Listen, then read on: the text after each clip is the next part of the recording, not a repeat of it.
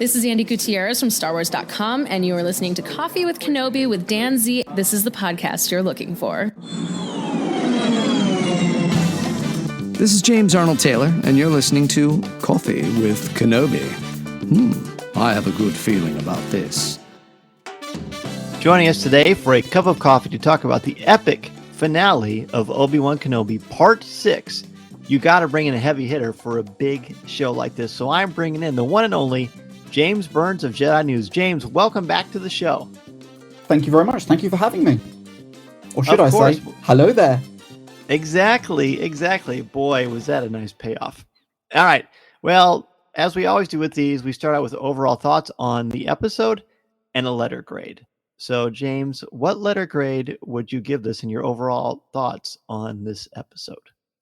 I would give it an A. There were a couple of things I didn't particularly like, but on the whole, it was an epic episode and I loved it. Excellent. Well, I'm going to give it an A+. I thought it was perfection. There are a few things that made me scratch my head, but I like that in Star Wars. I like when there are more questions than there are answers. And as we always do, yes, we're going to talk about this episode, but we're not going to speculate about the future. We're not going to make any predictions. We're just going to deal with what we have seen. And boy, did we see an incredible finale.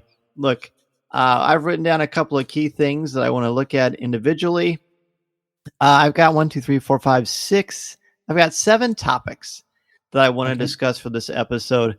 And let's start with Obi-Wan Kenobi's conversation with Roken. What do you think about Roken, and what do you think they learn from each other? I think Roken is obviously trying to impart on Obi-Wan Kenobi the fact that they've come so far with the path, and the path has taken them on such a tremendous journey. And this is like the last stretch of the journey. And he'd like to do it together in an ideal world, but obviously that isn't possible because Obi-Wan Kenobi's got different ideas. But I really like the fact that they had that they could talk it through and they could come up with something that would allow both parties to effectively do their own thing, but enable the path to continue its journey. And I love the fact that they both inspire each other. I think Obi-Wan Kenobi just naturally inspires people just by his very existence and who he is and his quiet leadership and his strength and his complete humility in the face of adversity and what he has accomplished. And so they have this conversation, and Obi-Wan says, whether he dies or I die, this ends today. And Roken essentially says, well, keep yourself alive too. You know, Obi-Wan seems determined to, in essence, sacrifice himself, which is the ultimate form of love and expression, but it's also the most costly. I feel like Roken believes there is another way. So I really like that. And then he gives Roken this wonderful advice and basically tells him, you're a great leader. We need more of those. And then Roken has this wonderful reaction where he says, I'm just getting started. I would love to see more Roken. I know we're not going to speculate, but it's a great character. Yeah, and I think the two of them play off really, really well against each other. And it works. The relationship works. And like you, I would like to see more of the character too.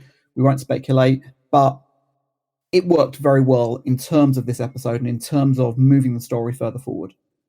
I feel like Star Wars works best when there's chemistry. And Ewan McGregor is such a great actor anyway that he has chemistry between the two. Then let's look at Darth Vader and the Grand Inquisitor having a little conversation on the Star Destroyer bridge, which being able to say that out loud is just a wonderful thing. But what do you make of their conversation, and what did you sort of take from that? Well, it's very apparent that at this point in the story, Darth Vader's main focus is Obi-Wan Kenobi. That's all he cares about. And that's, you know, we saw the same thing with Reva as well. So Vader's number one motivation is to go after Obi-Wan Kenobi at all costs. That's the most important thing to him. And even though the Grand Inquisitor is saying, well, hold on a minute, we could end the path. We could end all of this. We could end all of the other Jedi. But Vader is just, his single thought is to go after Kenobi, no matter what. And as we learn later in the episode, you know, absolutely. I didn't mean to cut you off. Were you going to say something else? No, it's fine. Sorry. Okay. I love the fact that in this, you know, pride comes before the fall, and it happens here. I think I could make an argument, a compelling argument, that Darth Vader could have eliminated the rebellion right here. Yes. And because he's so singularly, as you said, obsessed with Obi-Wan Kenobi, and I think I am after this series too, by the way, Yes. I think it shows the pratfalls and the pits of who he is. You can have all the power in the world, but if you're not using your head, Darth Vader didn't learn the lesson from Part 5. No. He didn't learn the lesson when he was Anakin Skywalker facing Obi-Wan Kenobi. And I love that it plays out here the way that it does. Then we have this really wonderful conversation between Obi-Wan and Leia. Leia does not want Obi-Wan Kenobi to leave, but of course he feels that he must. And by the way, I don't know that I blame Obi-Wan for doing that. It was very selfless. I mean, he did save a future generation of people. But what things stood out for you about that conversation? That actress, she just keeps getting better and better and better. Yes. And I know we're not going to speculate, but if we do not get more of her on screen playing Princess Leia, I will be devastated, because she's been a real highlight of this series all the way through. And the way that she reacts to any conversation just reminds me so much of Carrie. And I love her, just everything, just her expressions and the way she speaks and the nuances and the attitude in, a 10-year-old character is just fantastic. And you can see how that character progressed. We all know how that character progresses, but seeing their relationship and seeing how you said you were going to take me home, you said that you would take me home, it was just incredible. And I really, really love the interaction between the two of them. I love it as well. And I've been meaning to ask you this. You have a daughter. I do.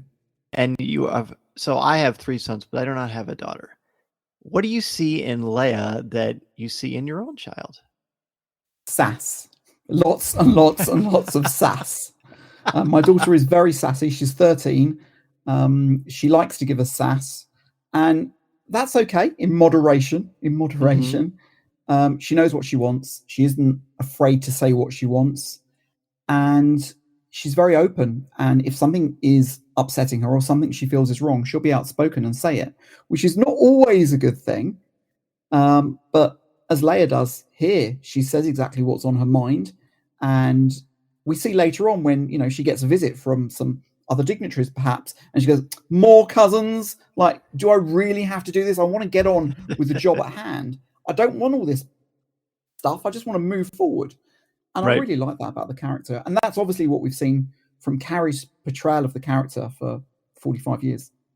That's right. Yeah, that's a great comparison, right? That strong will, that determination, it comes from a place of intelligence and a high emotional IQ, I believe. And it's really beautiful here. I think one of my favorite parts about this conversation, I like that they have a connection. It continues to flesh out the power of A New Hope. And every time Obi-Wan and Leia interact, although not directly sharing screen time, but they do have moments together through holograms or through Luke Skywalker's message to Leia when he first meets her. But I love that as a moment of symbolism, Obi-Wan Kenobi gives Leia Tala's holster. And it's an empty holster, and she says, and Obi-Wan says, I'm not going to give you a blaster, Leia, you're 10. I laughed out loud at that, but I love the symbolism, and she carries it through the episode. I have a weapon, but I'm not going to use it because I'm going to use my intellect, my charm, my charisma. It's such a beautiful, powerful metaphor for who Leia was. And it didn't hit me right away. But as soon as the episode was over, that was the first thing that popped into my brain. I think it's brilliant. Yeah. And I loved how we see her use that holster towards the end of the episode as well. I thought that was very, very clever. Oh, brilliant. Yeah, exactly. Again, I have it to show, but I'm going to... Fighting is not my first choice. Yeah. Not that I can't, but I'm going to use something else. And she does learn that from Obi-Wan Kenobi. She learns that in part 5. Plus, that's just kind of who she is anyway. So Reva, the third sister, I feel more comfortable calling her Reva now, I think. Yes. She has her own path to follow. There's a lot of paths in this entire series. For her, she goes back to Tatooine and she hunts down Luke. And we see Owen and Beru in a way that we've never seen them before. They fight. They fight for Luke. We learn that there's true love there, not just responsibility. Mm-hmm. And it's quite lovely. And I'm comfortable just sort of talking through Reva's entire thing here. What do you make of Reva as a character, and did she work for you throughout the series? I like her more now than I did in the previous episodes. I Sure. think now we know her full motivation, as it were, and we know a little bit more about the character. You know, she came across as very, very arrogant and very, very single-minded, maybe a bit like Vader. And Yeah. you know, she's now being more thoughtful, and she seems more of the word I'm looking for is when you play chess, you have to think ahead 10 moves, and she's beginning to do that. She's really beginning to think about what she needs to do next, although maybe not fully fledged, but at least she's doing a little bit more than she was at the beginning of the series, where she was, I'm going to get Kenobi. I don't care what I have to do. I'll kill whoever I need to do, and I'm just going to get Kenobi. So she's mellowed a bit here, and I do like her motivation. I do prefer her as a character here.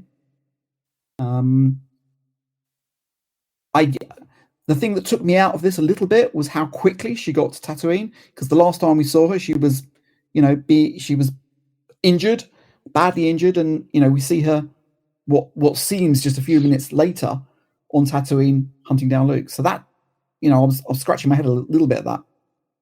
Yeah, that's fair.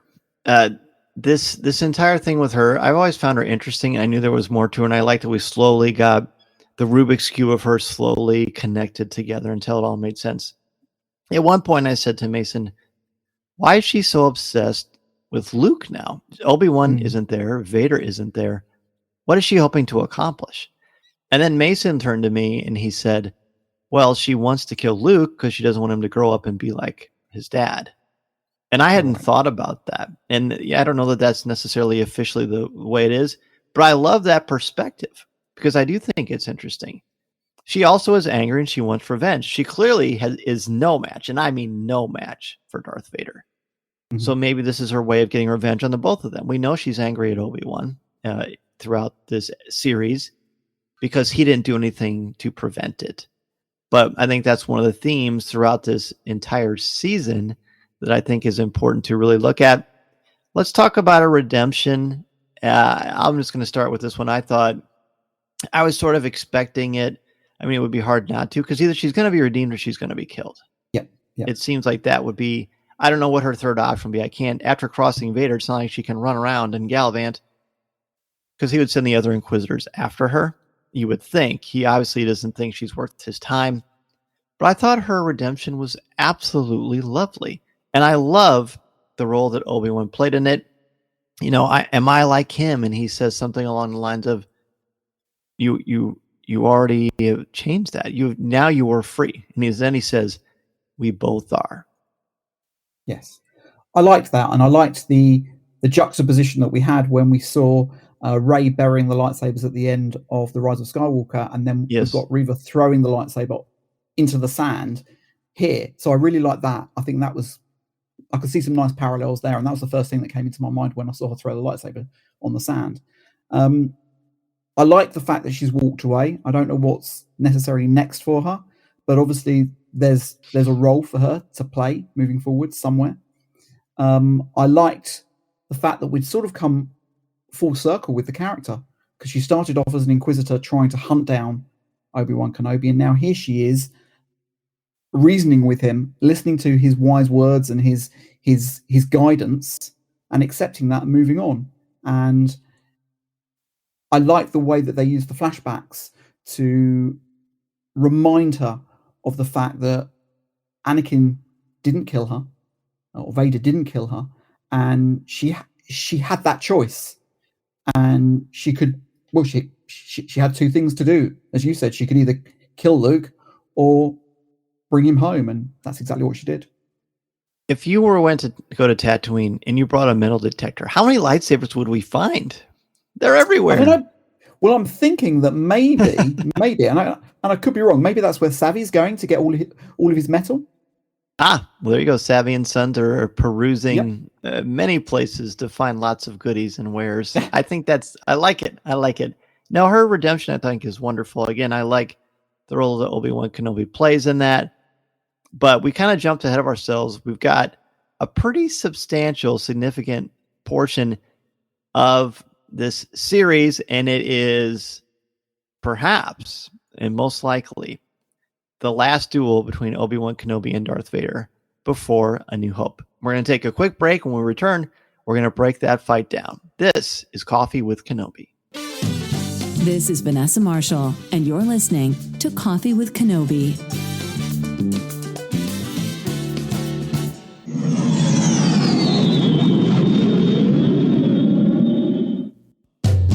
We are back, and we need to talk about the duel. Of course, I was expecting it. Just kind of overall reactions to the duel. What stood out to you? And let's take the entire thing. I mean, this has been a pretty quick episode because honestly, I just watched it at 6 a.m. in the morning, U.S. time. James, how many times have you seen it? I've only seen it once. Unfortunately, I had an appointment with the dentist first thing this morning, so I've only got to see it once as we speak.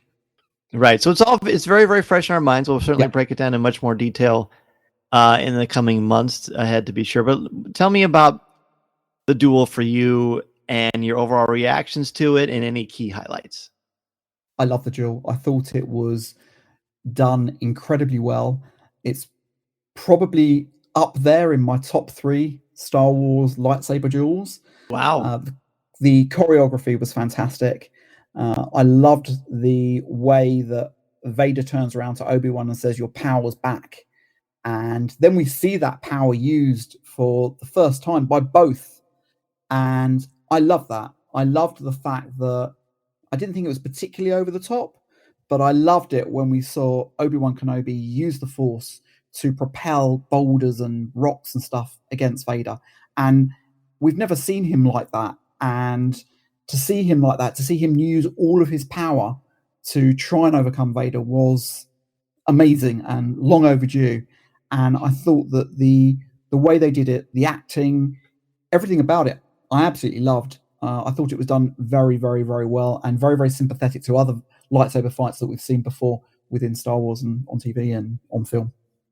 I love that it's in your top 3. I thought it was also exceptional. It happened a bit earlier, but I feel like a really, really good story, an epic story, and this is absolutely an epic series. You need to have very much a winding down of the resolution. It can't just happen. There's a lot of dots that still have to be connected. Seeing them both in full display was wonderful. I always like watching when Vader's using one hand versus two. To me, that shows me how much effort he's using. And Obi-Wan Kenobi's power was great. The fact that Obi-Wan is buried alive, and when Vader says to him, he calls him Master. Darth Vader calls him Master as he thinks that Obi-Wan Kenobi is buried.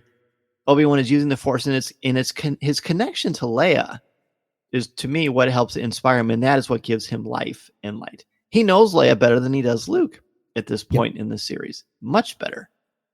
And the fact that this child gives him strength and inspires him shows an emotional connection with the Force that is good. And we don't often get to see connections with the Force using emotion that are portrayed as positive. Often they're shown as weakness or a path to the dark side. Here it saves his life and empowers him.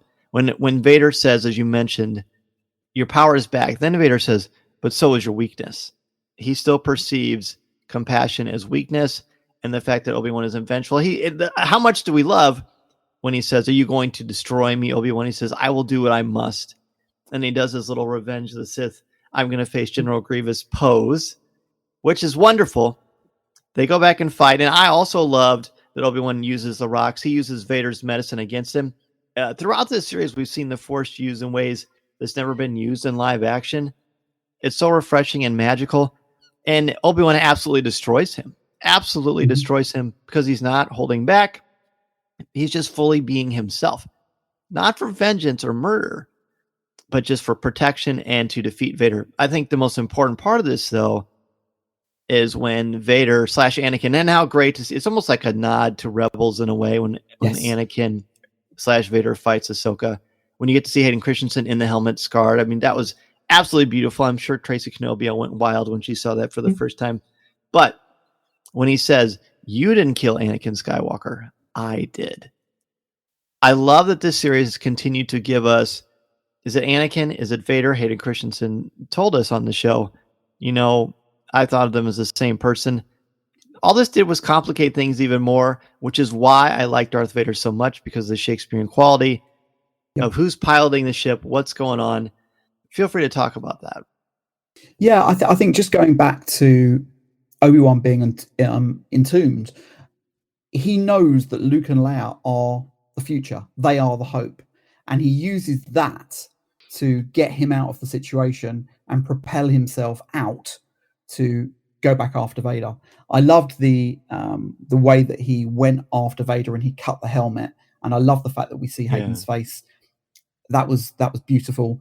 And it reminded me also of The Force Unleashed, in the same way that, Vader's helmet was cracked open. So we've got a couple of references to that, but I thought it was done incredibly well. And I loved the way that Vader spoke and how Obi-Wan is referencing, the minute he saw his face, he starts talking to him as Anakin, because he sees there's some hope there. And Obi-Wan was told by Qui-Gon and others that this was the person that was going to redeem everything.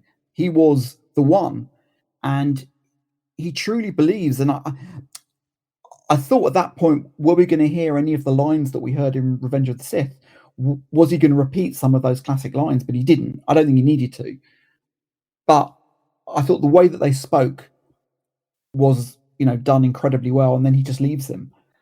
And obviously he has to leave him because there's continuity. And if he was to kill Vader, then, this would be a very, very short episode. And that would be the end. Plus, it wouldn't be Obi-Wan Kenobi. Correct. But I just thought it was done incredibly well. And I love the fact as well that we got to see the shadows of their lightsabers play out across this planet, because we don't normally see that. Because if you think about, Mustafar, we didn't see any of those reflections, really, not in the same way. So the way that the lighting was done in this and the way that everything was cast in the shadows, I thought was lovely.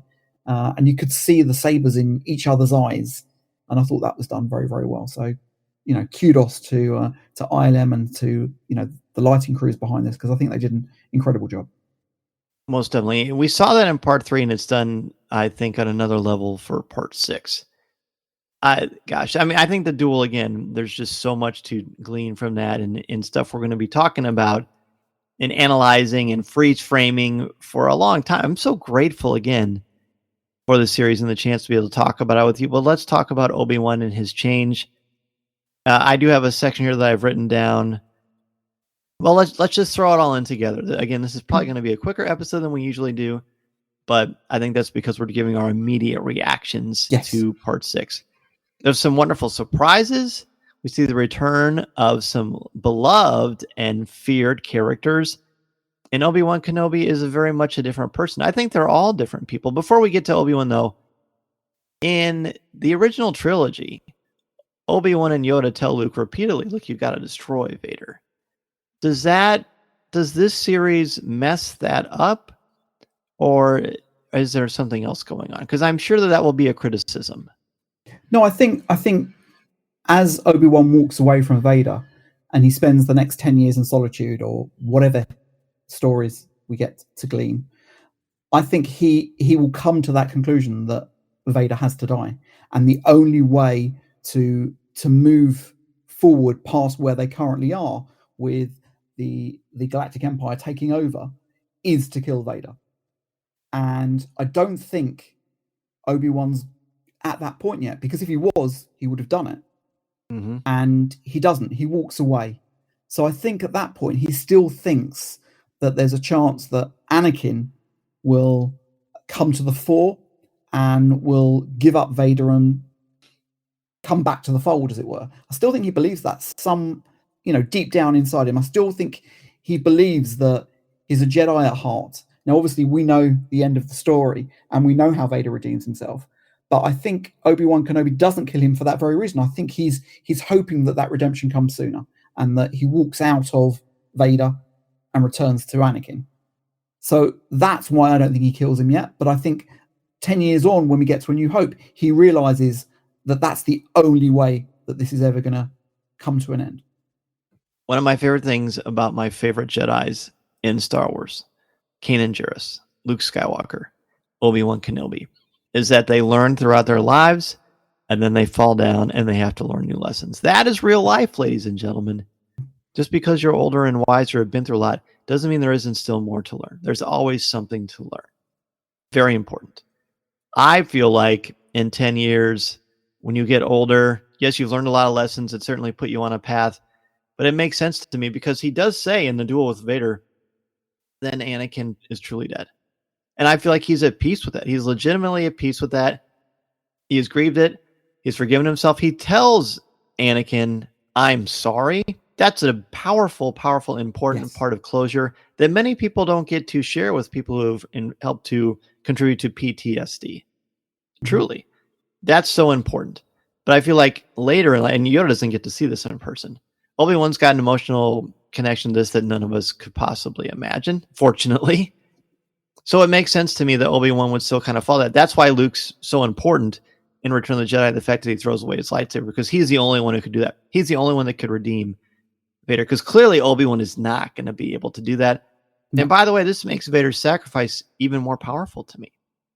I mean, I've always appreciated what happens in Return of the Jedi, but I think it would be disingenuous in 1983 to say that it had the emotional heft that it does now, because we've just got more stories and more pieces put together. For us growing up with this, and you know this because you and I are original trilogy generation fans, it was just sort of like, wait, Vader's a good guy? Wait, what? You can take his helmet off? Wait, what's going on here? I think this fits in the pieces of the puzzle beautifully.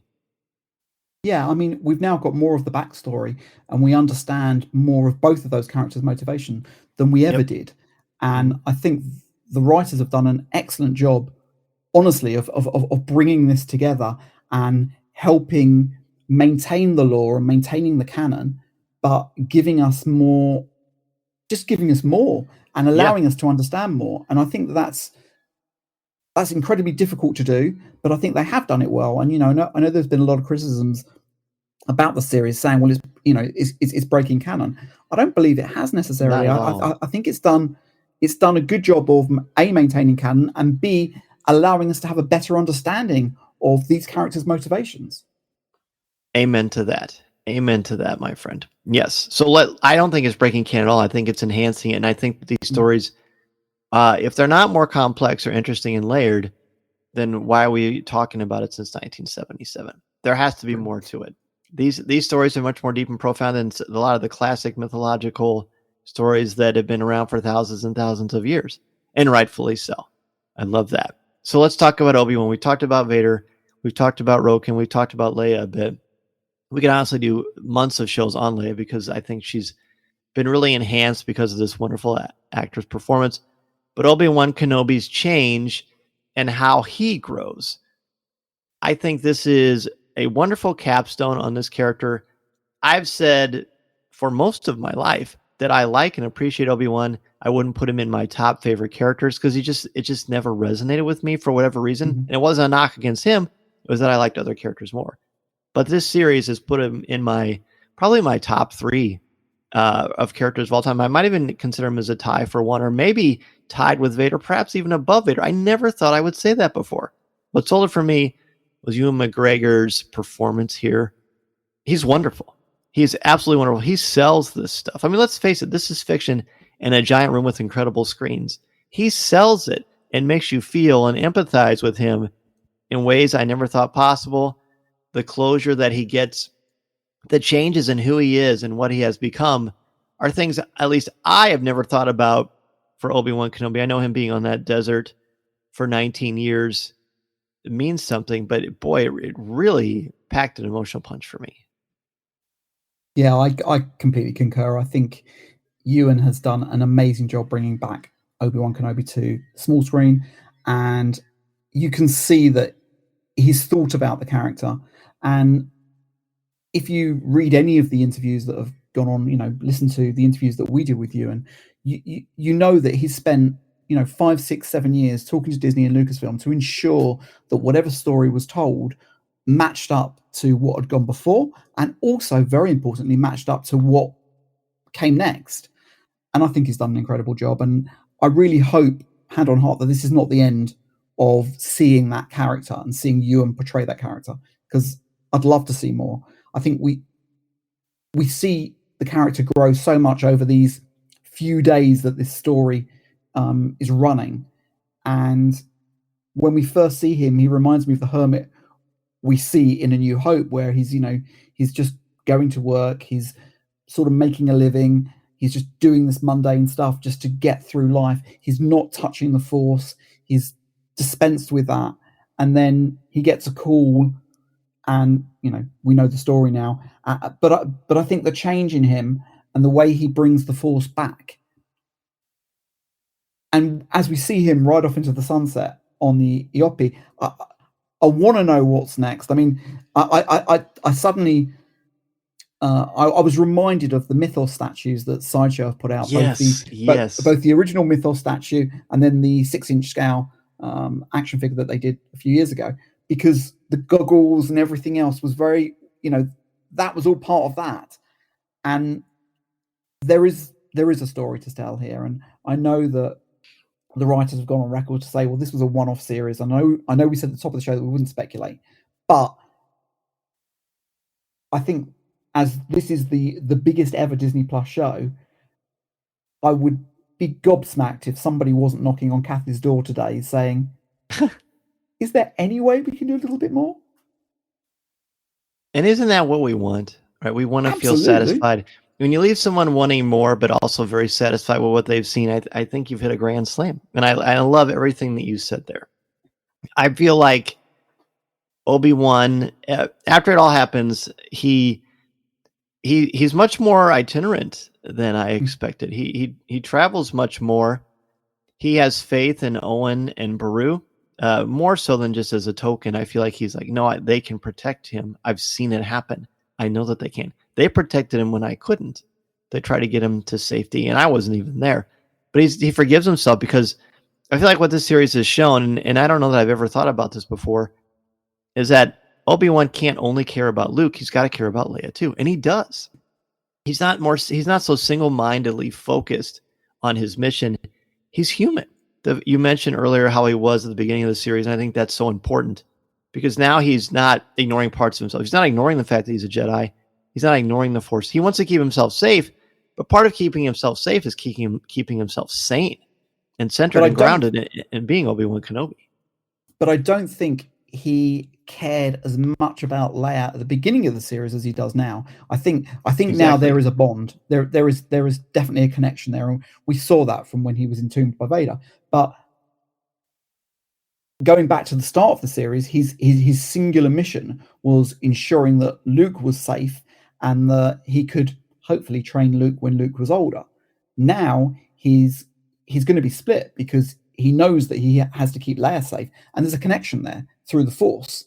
So he's going to feel, whenever Leia gets into trouble, he's going to feel that, which brings us to a point in A New Hope where you could say, well, Leia's under attack from the Empire and is in deep trouble, and he hears the message first via R2. Mm-hmm. But why wouldn't he, perhaps, I don't know, why wouldn't he feel that through the Force? I don't know. Well, that's a good question. I agree with you. That was what I was. My point is similar to yours. He has that connection to both of them because of this series and the events that have happened, that have transpired. And when he goes back to Alderaan to return Lola, Jimmy Smits or Bail Organa says, "We can never pay you," and he says, "Well, she already has done that." That got me. I legitimately had tears coming down my face. I had it a couple of times during the series because of the emotional weight of that. The fact that Obi-Wan gets to meet Luke and we don't get to see the interaction, I love that. That's going to drive people crazy. But I don't think it has to be a big, meaningful heart-to-heart Atticus Finch conversation. I think it's just like, hey, here's this T-16, right? Here's this little toy that I'm going to give you that you're going to play with, later when you meet R2-D2 and C-3PO. And he says, you're right. He needs to be a boy. The future will take care of itself. That is one of the most powerful sentences you'll ever hear in your life. For real. Because that is about centering yourself. It is about not being anxious. It's about not trying to control everything. Obi-Wan and Yoda, with good intentions and the highest of safety, because of the immediate and long-lasting danger of the threat of Vader and the Emperor, is that I can't control everything. I got to let this kid be a kid. The future will take care of itself later. Obi-Wan starts to lose some of that, but he doesn't, because he's much more has much more substance because he's gotten older over time. As you said, in the desert, again, he's going to waver a little bit because that's what we do as human beings. But the fact that towards the end, I said to Mason, there's only one thing that I've been waiting for that hasn't happened. And Mason says, what's that? I said, old masters. And literally 5 seconds later, we see the Force ghost of Qui-Gon Jinn. And I pumped my fist so hard, I'm surprised I didn't dislocate my shoulder. And Mason goes, I think you're pretty happy. I said, yes, because I love Qui-Gon. He's one of my favorite characters. And with the fact that Qui-Gon says, I've always been here, I'm just waiting for you to be ready. The fact that he is ready because he's not controlling the future. He's letting the kids be kids. He's realizing his connection to both of them. And the fact that there's more things to play than a singular mind of focus. If you want a singular mind of focus, then go to your doppelganger, which would be Anakin Skywalker. The fact that Obi-Wan grows in that is just so brilliant, and why this is a wonderful exclamation point, but a soft exclamation point on an exquisite series. And I think saying sorry to Anakin, the way he said sorry to Anakin, was drawing a line under everything that had gone on before, because he obviously feels guilty that he trained Anakin and Anakin's turned to the dark side. So by saying sorry and giving that up, he's able to move further on. So I think for the first 10 years being on Tatooine, that's been bubbling under, and he's frightened about doing anything else except for looking after Luke, because he's made this huge mistake. And he's probably worried in his own mind, well, I've now been told that I've got to look after this kid and train Luke. But what happens if Luke turns out to be the same as Vader? What do I do then? So he's all that angst is probably worrying him. And until he can let that go, until he can say to Anakin, I'm sorry, it's at that point that I think Qui-Gon comes in and can say, well, you know, you've put that to bed. You've moved on from that. Now we can talk about the future. Now we can look at what's next. And that's right. And until he did that, he couldn't do that. No, and I think he's frustrated. I think he's been punishing himself because maybe he felt like he wasn't there enough for Anakin. That was part of the plan of the Clone Wars anyway, distracting everybody from their responsibilities as human beings and not just as warriors, but as true peacekeepers, both internally and externally in the galaxy. And also the fact that he believed for a long time, and I think this is a powerful part that we probably haven't talked about enough, is that he believed that he killed Anakin, that he murdered him, that he left him for dead in a brutal fashion. So I think it's important that at the end of this, he leaves him knowing that Vader is going to be alive, and he's certainly in pain and defeated, but not like when he was immolated in the end of Revenge of the Sith on Mustafar. Mm-hmm. There's so much. They've added so much complexity to Obi-Wan Kenobi. I've never found him particularly complex. I do now. Yes. And I'm grateful to Deborah Chow and Kathleen Kennedy and Ewan McGregor and all the masterminds, the writers of this series, because they have given us something so rich and so beautiful. It's like I've said this many times, but this is like a love letter to the original trilogy and to the prequel trilogy. It's a love letter to Star Wars. I feel so blessed and so grateful that we got this. It exceeded my expectations. And I'm so thankful for that. I was worried when we saw the original Vader Obi-Wan fight. I was worried that was going to be it, and that was, I felt that was very tempered. It wasn't what I was hoping for. But now we've seen this. This is just. There was so many moments in there that I was fist bumping and I had a huge smile on my face. And what I loved as well is, for one of the few times when Obi-Wan Kenobi lands on Alderaan and he sees Leia, he has a huge smile on his face. Yes. And we never get to see Obi-Wan with a smile on his face very often. So to see that was awesome. And obviously we got the payoff that when he went and spoke to Luke, the only two words that we heard were "hello there," which, and I watched it with my wife and my son, and all of us said, he's going to say hello there. He's going to say hello. And obviously he did. It was we both looked, Mason and I looked at each other and sort of course, that was perfect. It has to be that way. Yeah, it has to be that way. So we've got Roken, we've got Reva, we've got a new path for Obi-Wan, a familiar path, yet a different path for Obi-Wan. So it's a lot of story to be told. How and when or if that's ever going to be told, we don't know. But I can honestly say that this is the last we see of Ewan McGregor's Obi-Wan Kenobi, I'm at peace with that, because so is Obi-Wan. So is Obi-Wan. James, And any last minute things before we wrap up the show? yeah, we haven't talked about Vader's conversation with the Emperor. Yes. Because that obviously sets Vader on a very new path, because we get a cameo from the wonderful Ian McDiarmid as the Emperor. Yes. And the Emperor basically says to Vader, well, if your mindset is Kenobi, then you're no use to me. So you either drop that now and we move on, or so be it. And at that point, Vader turns around and says, yes, my master. And obviously we know where that leads, but I think until we see Vader again with Kenobi, there hasn't been any thought. I think that's been driven from his mind. Yeah, that's a great point that I hadn't considered. And honestly, they can't meet again. Otherwise, any hope will be diminished. And I worried from the beginning that if there was another Obi-Wan story, that would impact the duel in A New Hope, but I don't feel like it does. I feel like it makes it a little bit richer, a little more rewarding. Just as the way how I feel every time I talk with you, a little richer, a little more rewarded. So I very much appreciate your time, my friend. Please let everybody know where they can find you in Jedi News. So Jedi News is jedinews.com, and you'll find us on a plethora of different social media outlets: Twitter, Facebook, Instagram, TikTok. It's just Jedi News Network. Well, thank you again so much for being on the show, my friend. Thank you for having me. Listening to Coffee with Kenobi, you are, with Dan Zehr, the podcast you're looking for. This is...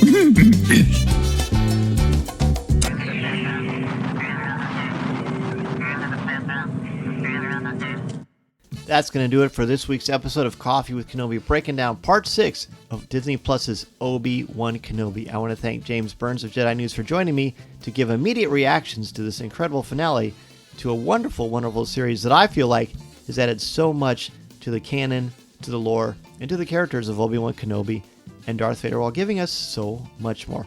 Speaking of more, next Monday there will not be Facebook Live, as I mentioned on Facebook Live this week, because I will be traveling, and I'm very much looking forward to that, but you're not going to go without. In fact, I have prepared for you something I've been working on for literally 11 and a half months. This is going to be the audio tour of Galaxy's Edge. Join me as I take you throughout Walt Disney World's Hollywood Studios and Disneyland in California and give a walking tour of Galaxy's Edge, complete with sound effects, music, and so much more.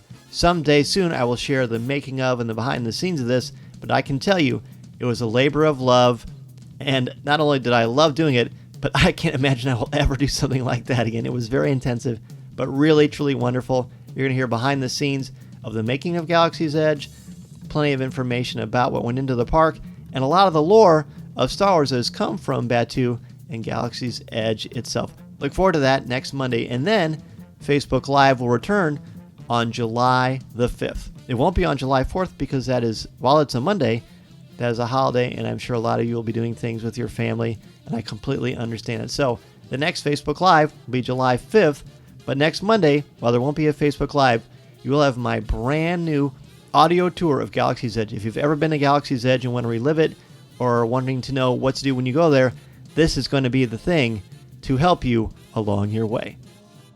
I want to thank MEI and Mousefan Travel to help make this happen. I couldn't have done it without them and their support, and I am forever grateful. Have a wonderful week and weekend.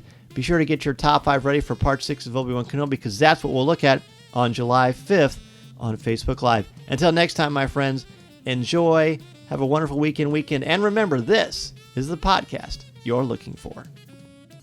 This podcast is not endorsed by the Walt Disney Company or Lucasfilm Limited. It is intended for entertainment and informational purposes only. The official Star Wars website can be found at www.starwars.com. Star Wars, all names, sounds, and any other Star Wars related items are registered trademarks and or copyrights of Disney and their respective trademark and copyright holders. All original content of this podcast is the intellectual property of Coffee with Kenobi unless otherwise indicated. This is the podcast you're looking for.